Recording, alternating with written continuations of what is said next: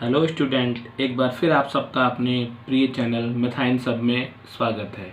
आज हम अपने जो बहुभुज वाला टॉपिक था उसी को आगे बढ़ाते हुए सवाल करेंगे। इस टॉपिक में हमने पिछली बार पढ़ लिया था कि बहुभुज के अगर कोई हमको कोण नहीं दिया गया हो तो वो कोण कैसे ज्ञात करते हैं। तो आज हम ज्ञात करेंगे सूत्र की सहायता से वो अज्ञात कोण। हमारा उदाहरण है, एक समबाहुभुज की भुजाओं की संख्या ज्ञात कीजिए जिसका बाह्य कोण 72 डिग्री का है। तो आपको ध्यान है, इसमें बाह्य कोण हमको दिया गया है, तो इसको हमको सूत्र की सहायता से किस प्रकार हल कर सकते हैं।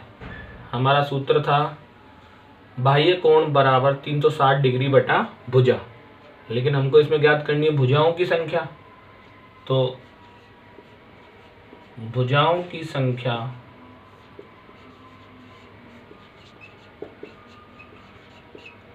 को हम किससे लिखते हैं, n से, बराबर 360 डिग्री बटा बाह्य कोण। बाह्य कोण या बहिष्कोण एक ही बात है, बाह्य कोण भी लिख सकते हो उसको आप और बहिष्कोण भी लिख सकते हो। तो 360 डिग्री में हम भाग दे देंगे 72 का, तो हमें प्राप्त हो जाएगा भुजाओं की संख्या। तो 360 डिग्री में 72 का भाग देंगे तो 72 पंजे 360, तो हमें प्राप्त हो गई कितनी भुजाएं, 5 भुजाएं। तो इस प्रकार आपने देखा कि कितना आसान है भुजाओं की संख्या ज्ञात करना। भुजाओं की संख्या को आप छोटे n से भी लिख सकते हैं। इसी प्रकार अगर आपको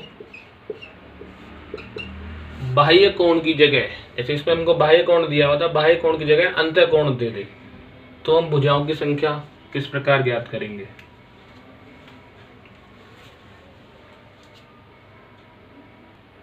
अगला जो हमारा उदाहरण है उसमें आपने देखा कि हमको दिया हुआ है अंतः कोण और ज्ञात करनी है भुजाओं की संख्या। तो इसको हम उसी पहले वाले उदाहरण के सूत्र से भी ज्ञात कर सकते हैं, लेकिन हमको पहले इसका बाह्य कोण ज्ञात करना पड़ेगा।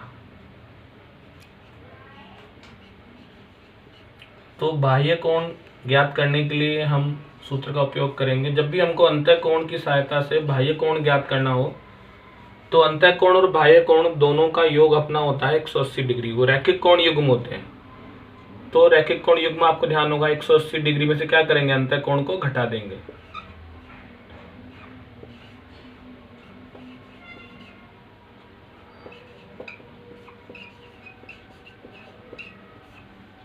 तो 180 डिग्री में से हम घटाएंगे 165।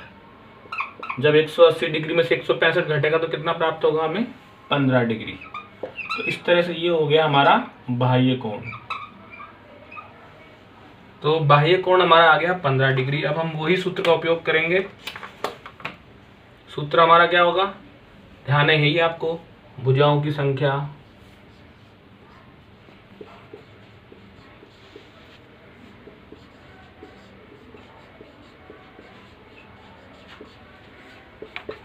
बराबर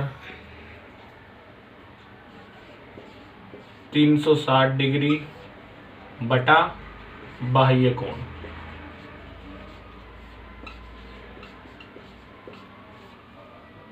तो 360 डिग्री में हम भाग दे देंगे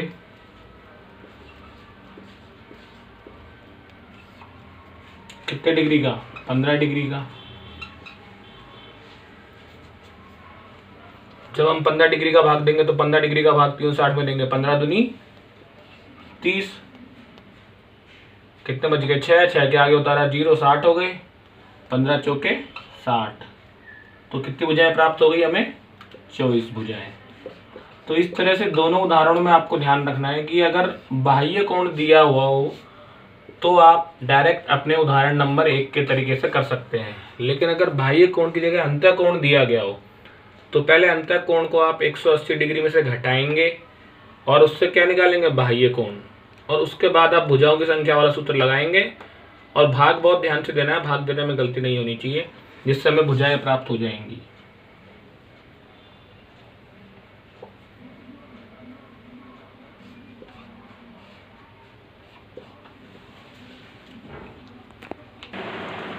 अगला उदाहरण है, एक समबाहुभुज के प्रत्येक अंतः कोण का मान ज्ञात कीजिए जिसमें 12 भुजाएं। अब भुजाओं की संख्या दे रखी है, इसमें हमको 12 है और ज्ञात करना है अंतः कोण का मान। तो इसे हम देखिए किस प्रकार हल करेंगे। सबसे पहले जो हमको दी हुई है भुजाओं की संख्या वो है 12, तो लिख लेंगे यहाँ भुजाएं n बराबर 12 और हमको ज्ञात करना है समबाहुभुज के प्रत्येक अंतः कोण का मान। इसका सूत्र हमने लिखा था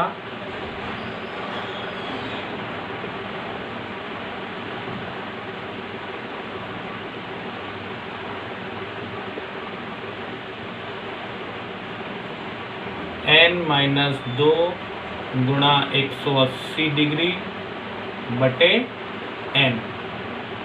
यहाँ n का मान कितना है 12 माइनस 2 गुणा 180 बटा n मतलब 12।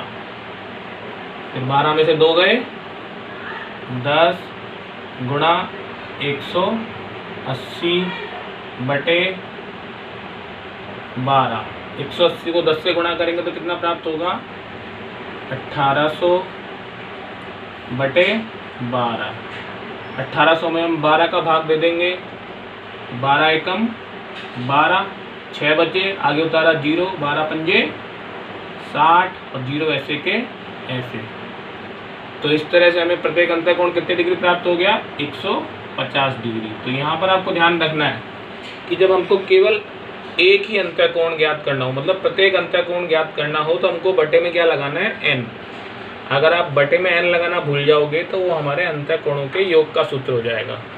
तो इसलिए जो आपको सूत्र लिखवाए गए थे पहले दिन जब हमारा ये अध्याय शुरू हुआ था, वो सभी आपको याद रखने, अपने दिमाग में रखने हैं। हमको इस उदाहरण में किसी बहुभुज का प्रत्येक अंतः कोण 105 डिग्री है, तो हमको जांच करनी है कि वह क्या समबाहुभुज बनेगा या नहीं बनेगा।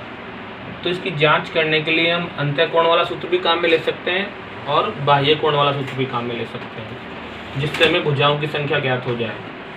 तो इसमें हम बाह्य कोण वाले सूत्र से करेंगे क्योंकि वो हमको सरल पड़ेगा। तो पहले हम इसका बाह्य कोण ज्ञात कर लेंगे।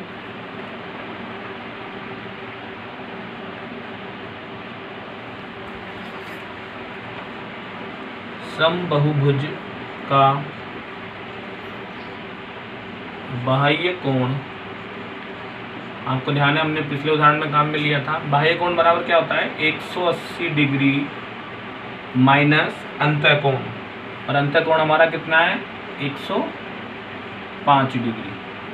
तो 180 में से 105 घटाएंगे, बचेगा हमारे पास 75 डिग्री, जो आ गया हमारा बाह्य कोण। और हमको आपको ध्यान है सवाल में जांच करनी है कि समबाहुभुज बनेगा या नहीं बनेगा। तो अर्थात हम भुजाओं की संख्या वाला सूत्र का उपयोग करेंगे। तो भुजाओं की संख्या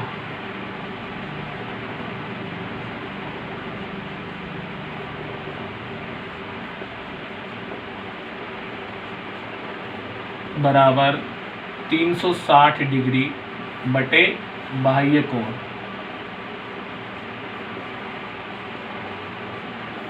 तो 360 डिग्री में हम भाग देंगे 75 का। तो अगर 360 डिग्री में बाह्य कोण जो भी है उसका भाग पूरा जाएगा तो हमारे वो बहुभुज संभव होगा, लेकिन अगर वो भाग पॉइंटों में या मिश्र भिन्न में जाता है तो वो समबाहुभुज नहीं होगा। तो आपको दिख रहा है इसमें हम भाग देंगे इसका, तो हमारा पूरा भाग नहीं जा रहा है, मतलब यहाँ पर जो हमें भागफल प्राप्त होने वाला है वो पूर्णांक संख्या प्राप्त नहीं होगी, दशमलव वाली संख्या प्राप्त होगी।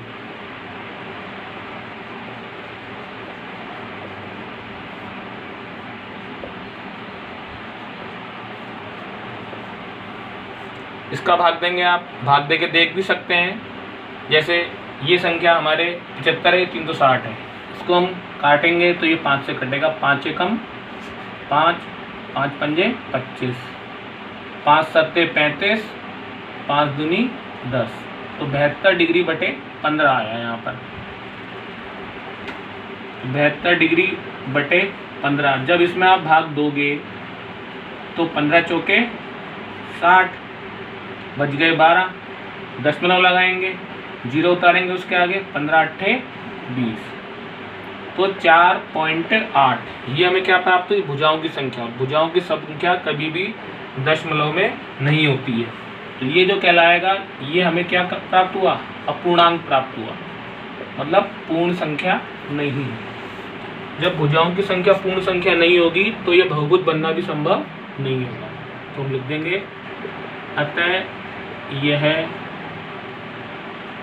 समबहुभुज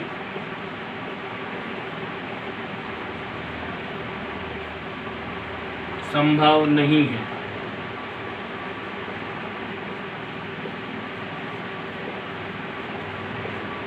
तो ध्यान रखना है कि ये पूरा संख्या आनी चाहिए, 4 बार जाए, 5 बार जाए, 10 बार जाए, पूर्णांक संख्या प्राप्त होनी चाहिए।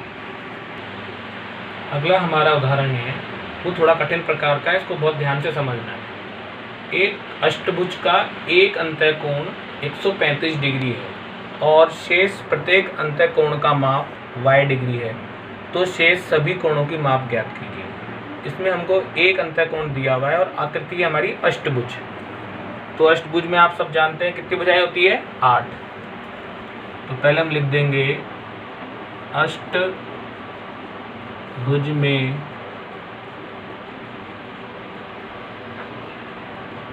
भुजाओं की संख्या n बराबर 8। अब हमको यहाँ पर कोणों का योग भी नहीं दिया हुआ है, तो पहले हमको अष्टभुज के अंतःकोणों का योग का सूत्र लगाना पड़ेगा। अष्टभुज में अंतःकोणों का योगफल ज्ञात करेंगे हम पहले सूत्र से, n-2 गुणा 180 डिग्री। अब n का मान कितना है? 8। जितनी भुजाएं हैं वही n का मान, 8 - 2 गुणा 180 डिग्री।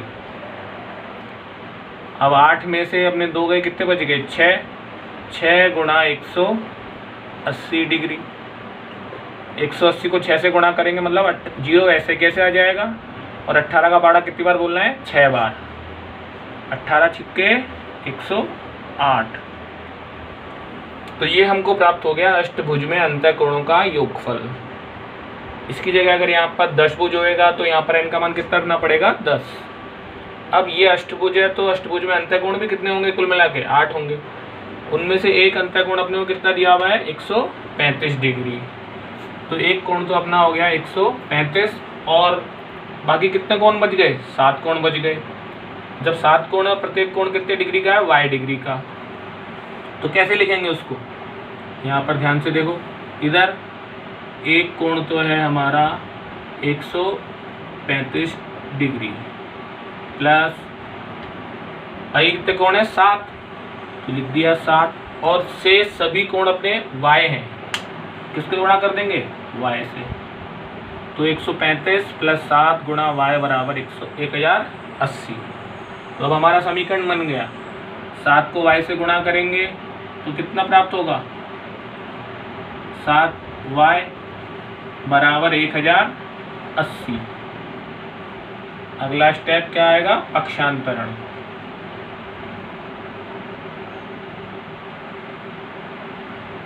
चर राशि यहीं रहेगी और अचर राशि का हो जाएगा पक्षांतरण। 1080 - 135, तो y बराबर आ जाएगा 1080 में से 135 घटाएंगे, 10 में से 5 गए 5, यहाँ पर हासिल ले लिया था तो 7 रह गया, 7 में से 3 गए 4, फिर यहाँ पर 0 हासिल 10, 10 में से 1 गए 9, तो 7y बराबर 1080 - 135, तो y बराबर हो गया 945। और जो संख्या गुणा में होती है वो कहाँ आएगी? भाग में। तो 945 में 7 का भाग दे देंगे, 7 एकम 7, 2 बच गए, आगे 4 उतारा, 24 हो गए। 24 में भाग देंगे 7 का, कितनी बार जाएगा? 3 बार। 7 तिया 21, 3 बच गए, फिर आ गए 5, 35 हो गए। 7 पंजे 35। तो इस तरह से हमें जो प्राप्त हुआ y का मान 135 डिग्री। तो जो शेष सभी कोण है, प्रत्येक कोण y है, वो कितने डिग्री का प्राप्त हो गया? 135 डिग्री का। लास्ट में उत्तर लिख देंगे, अतः शेष प्रत्येक कोण की माप y बराबर 135 डिग्री उत्तर। तो इसमें हमको ध्यान रखना है, जो प्रत्येक कोण है वो 135 डिग्री प्राप्त हुआ। आपको उत्तर की जांच करनी है अगर, तो 135 को 7 से गुणा करिए और उसमें 135 को जोड़ दीजिए। उन सभी कोणों का योग कितना प्राप्त होगा? 1080। तो अपना उत्तर बिल्कुल सही है। अगला हमारा उदाहरण है सम 14 भुज के सभी अंतः कोणों का योगफल। सम 14 भुज मतलब भुजाओं की संख्या कितनी होगी इसमें? 14।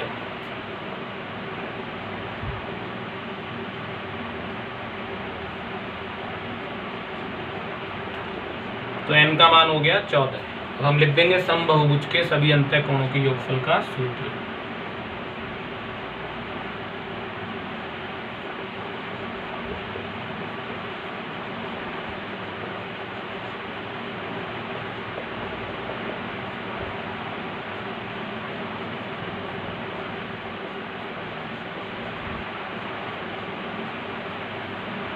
जो होता है n-2 गुणा 180 डिग्री।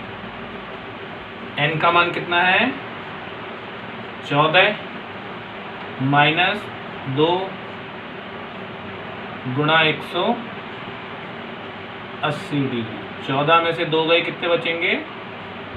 12 गुणा 180 डिग्री।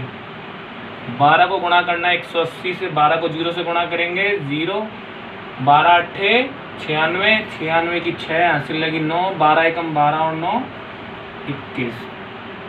तो इस तरह से सम बहुभुज के सभी अंतः कोणों का योगफल का सूत्र है n-2 गुणा 180। और हमारा बहुभुज है सम 14 भुज, जिसमें कितनी भुजाएं होती है? 14 भुजाएं।